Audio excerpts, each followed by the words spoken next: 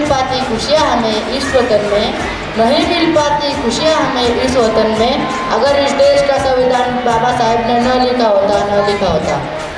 विद्या विना मती गेली, मती विना नीती गेली, नीती विना गती गेली, गती विना वित्त गेले, वित्त विना खचले. एवढे अनर्थ एका विधेने घडले. So Dr. B. Ambedkar took education and he made the king to thrive. It means we have to learn.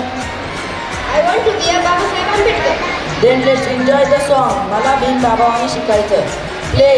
मला भीम बाबावानी शिकायचं song.